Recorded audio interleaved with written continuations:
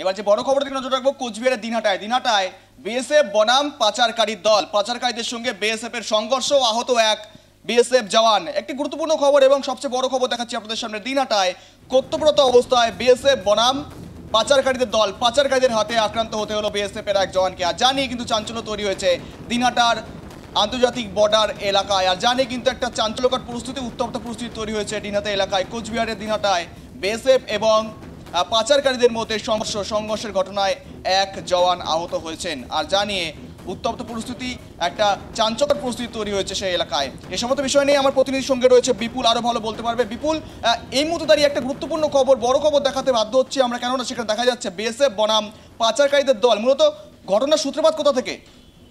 হ্যাঁ, একদমই। দেখো গৌরব, তোমার কথায় আসবো তার আগে তোমাকে জানিয়ে রাখি, দেখো একের পর এক কিন্তু এই বিএসএফ সঙ্গে বাংলাদেশিদের দুষ্কৃতীদের কিন্তু এই ঝামেলার খবর উঠে আসছে কোচবিহারের যে সীমান্ত এলাকা আছে সেখানে। কোচবিহার জেলায় দেখো তুমি প্রায় 500 কিলোমিটারের মতো কিন্তু ভারত বাংলাদেশ সীমান্ত রয়েছে এবং বেশ কিছু এলাকায় কিন্তু ফেন্সিংও নেই। সেই সব এলাকা দিয়ে কিন্তু পাচারকারীরা অনবরত পাচার করতে গেলে বিএসএফ এর বাধার সম্মুখীন হচ্ছেন এবং পাশাপাশি কিন্তু এই উত্তেজনাগুলো আছে। আজকে যে খবরটি আমরা তুলে ধরছি সেটা হলো কোচবিহারের দিনহাটার যে গীতালদার হরিদাস খামার এলাকা আছে, যেখানে সীমান্ত এলাকা আছে, সেই সীমান্তেই কিন্তু দুষ্কৃতীরা যখন পাচারকারীরা পাচার করতে যাচ্ছিলেন তখনই কিন্তু এক বিএসএফ জওয়ান তাদের বাধা দেয় বলে জানা যাচ্ছে বিএসএফ সূত্রে। পরবর্তীতে কিন্তু সেই পাচারকারীদের আক্রমণের শিকার হয় এক বিএসএফ জওয়ান। বর্তমানে কিন্তু তিনি আহত হয়ে রয়েছেন। যদিও বিএসএফ সূত্রে এখনো পর্যন্ত সেভাবে কোনো কিছু স্পষ্ট করে বলা হয়নি, তারপরেও তোমাকে জানিয়ে রাখবো যে এই একের পর এক সীমান্ত এলাকায় উত্তেজনায় কিন্তু স্বাভাবিকভাবে চাঞ্চল্য সৃষ্টি হচ্ছে কোচবিহার জেলা জুড়েই। গৌরব, কিন্তু মূলত বিপুল, এই যে ঘটনা একটা চাঞ্চল্য পরিবেশ তৈরি করেছে, মূলত কোথা থেকে সূত্রপাত, চোরাকারবারিরা কারা ছিলেন, কোন জিনিস তারা পাচার করছিলেন এবং সেখানে দাঁড়িয়ে থেকে একটা সংঘর্ষের ঘটনা ঘটলো বিপুল? হ্যাঁ একদমই। দেখো গৌরব, তোমাকে জানিয়ে রাখবো এই যে দিনহাটার গীতালদার যে হরিদাস খামার এলাকা রয়েছে সেখানে ভারত বাংলাদেশ সীমান্ত, জানা যায় যে এই একদল দুষ্কৃতী সম্ভব তারা বাংলাদেশি ছিল, তারা কোনো কিছু সেই এলাকা দিয়েই পাচার করছিলেন।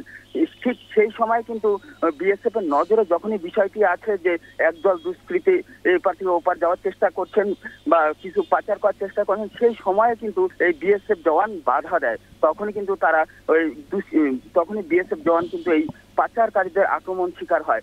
তবে কি পাচার করছিলেন, কতজন দুষ্কৃতী ছিলেন, সে বিষয়ে কিন্তু এখনই বিএসএফ এর পক্ষ থেকে কোনো কিছু জানানো হয়নি। এখনো পর্যন্ত কাউকে আটক বা গ্রেফতার করা সম্ভব হয়েছে বিএসএফ এর তরফ থেকে?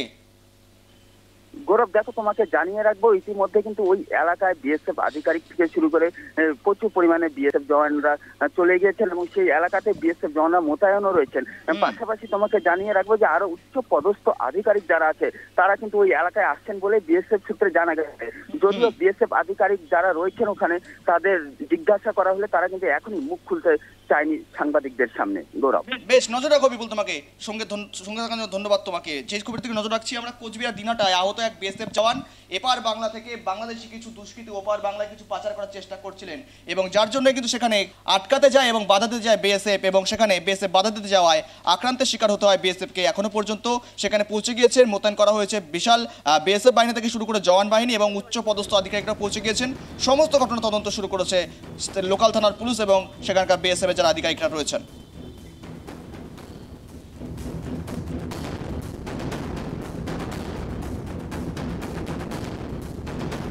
পাচারকারীদের সঙ্গে বিএসএফ এর সংঘর্ষ, একটা যার নিয়ে কিন্তু একটা নজিরবিহীন চিত্র যেখানে দেখা গেল। মূলত বারংবার ছবি দেখা যায়, কিন্তু এবার কোচবিহার দিনহাটার ছবি, আহত এক বিএসএফ কর্মী।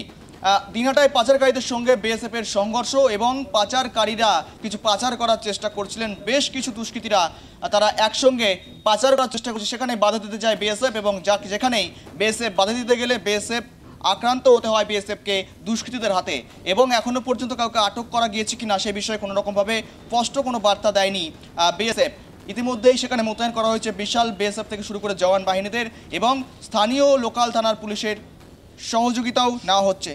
এ সমস্ত বিষয় নিয়ে সঙ্গে জুড়ে রয়েছেন বিজেপি বিধায়ক সুকুমার রায়। সুকুমার বাবু, আপনাকে স্বাগত ট্রাইব টিভি বাংলায়। দেখুন, আবারও একটা নজিরবিহীন ঘটনা দেখা গেল দিনহাটায়, সেখানে ভারত বাংলাদেশ সীমান্তে পাচারকারীদের হাতে আক্রান্ত হতে গেল বিএসএফকে। কোন ছবি দেখতে হচ্ছে সুকুমার বাবু? দেখুন, সবচাইতে ব্যাপার হলো কুচবিহারে যে বর্ডারটা আছে দিনহাটা, আর সেইখানে উত্তরবঙ্গ উন্নয়ন মন্ত্রী বারবার বিএসএফ কে আক্রমণ করছে আর উৎসাহিত করছে পাচারকারীদের। আর সেই জন্যই পাচারকারীরা অতি উৎসাহিত হয়ে আজকে বিএসএফ কে আক্রমণ করার সাহস পাচ্ছে। এরকম ঘটনা শুধু এখানে নয়, সমস্ত জায়গায় তৃণমূলের নেতারা যারা পাচারকারী তাদেরকে উৎসাহিত করে। বিভিন্ন সময় বিভিন্ন যারা সীমান্ত সুরক্ষা বাহিনী আর তাদেরকে আক্রমণ করে বিভিন্ন ধরনের কুরুচিকর মন্তব্য করে। আর সেই জন্যই তাতেই উৎসাহিত হয়ে এই পাচারকারীরা এখন আক্রমণ করার মতো সাহস পায়। সেই জন্য এটার আমি ধিক্কার জানাই এইসব নেতাদের যে এরা যদি বন্ধ না করে তাহলে বিএসএফ বারবার আক্রান্ত হবে ওই বর্ডারে। আর সেই জন্য বিএসএফ এটার করা পদক্ষেপ নেওয়া উচিত পাচারকারীদের বন্ধ করার জন্য। আর সেইখানে যা করা দরকার আর সেটাই করা দরকার। সুখবাবু দেখুন, মূলত যে সূত্র মারফত খবর যা পাওয়া যাচ্ছে, মূলত কিছু বাংলাদেশি দুষ্কৃতী ওপার বাংলায় যাওয়ার চেষ্টা করছিলেন, পাচার করার চেষ্টা করছিলেন। একেই তো বাংলাদেশের আর ভারতের সঙ্গে একটা অস্থির পরিস্থিতি, তার মাঝে এরকম ঘটনা কতটা বিচলিত করছে সুকুমার বাবু আপনাকে? না, সে তো অবশ্যই কুচবিহারের অবস্থা যেরকম আছে, বাংলাদেশের যেভাবে পাচারকারী, যেভাবে অনুপ্রবেশকারী বর্ডারের চারপাশে যেভাবে ওরা আসছে আর তাদের মদত করছে শাসক দল। আর সেই জন্য আমরা চিন্তিত যে এই শাসক দল যেভাবে বর্ডারের পাশে যেভাবে অনুপ্রবেশ ঘটিয়ে যেভাবে সেখানে জনবিন্যাস যেরকম পরিবর্তন হচ্ছে, এটা আমাদের খুব ভয়ের ব্যাপার যে পরবর্তীতে কি হবে। আর বেশ, সুকুমার ধন্যবাদ আপনাকে সঙ্গে থাকার জন্য, সময় দেওয়ার জন্য।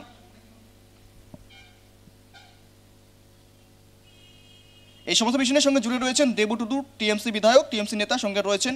দেবুবাবু, আপনাকে স্বাগত ট্রাইব টিভি বাংলায়। দেখুন, ভারত বাংলাদেশ সীমান্তে দিনহাটা এলাকায় বিএসএফ কে আক্রান্ত হতে হলো, রীতিমতো একটা চাঞ্চল্যকর ছবি উঠে আসছে। দেবুবাবু, আপনি কতটা বিচলিত এই খবরে?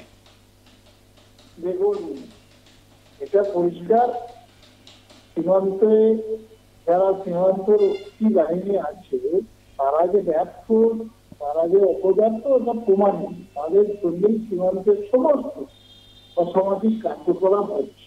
এটা তো কেন্দ্রীয় সরকারের ব্যর্থতা, যা আমরা মনে করি, বাংলার মানুষ মনে করি, যেটুকু গণ্ডগোল, যেটুকু খারাপ কাজ হচ্ছে, পাচার থেকে শুরু করে সমস্ত অনৈতিক কাজ, তার জন্য দায়ী কেন্দ্রীয় সীমান্ত রক্ষী বাহিনী। আমার মনে হয় একদম কেন্দ্রীয় সরকার পুরোপুরি ব্যর্থ এবং সীমান্ত রক্ষী বাহিনী পুরোপুরি ব্যর্থ। এর দায় অমিত শাহকে নিতে হবে। শুধু ওনাদের জন্যই, সরকারের জন্যই আমাদের বাংলার একটা সীমান্ত এলাকায় এরকম অশান্তি হচ্ছে। কিন্তু দেববাবু, আপনারা কেন্দ্রকে তোপ দাগছেন, কিন্তু অন্যদিক থেকে বিরোধীরা বলছেন আপনারা মদত করছেন এই সমস্ত দুষ্কৃতীদের যারা নাকি আক্রমণ চালাচ্ছে বিএসএফ কে। দুষ্কৃতীদের দেখার জন্য এবং সীমান্ত দেখার জন্য সীমান্ত রক্ষী বাহিনী আছে, বর্ডার সিকিউরিটি ফোর্স আছে, তাদের দায়িত্ব। তারা যদি ব্যর্থ হয়, তারা যদি না সামলাতে পারে, স্বরাষ্ট্র মন্ত্রক যদি সামলাতে না পারে, এর দায় বাংলার মানুষ নেবে কেন? কেন্দ্রীয় সরকার শুধু আগাতে পারছে না বলে কেন্দ্রীয় সরকার ব্যর্থ হয়েছে, তো পরিষ্কার। সীমান্ত রক্ষার দায়িত্ব সীমান্ত রক্ষী বাহিনী এবং কেন্দ্রীয় সরকারের, তাহলে বাংলার মানুষের দায় নেবে কেন বলুন না? বেশ, ধন্যবাদ দেববাবু আপনাকে সঙ্গে থাকার জন্য, আপনার মতামত সময় দেওয়ার জন্য ধন্যবাদ আপনাকে।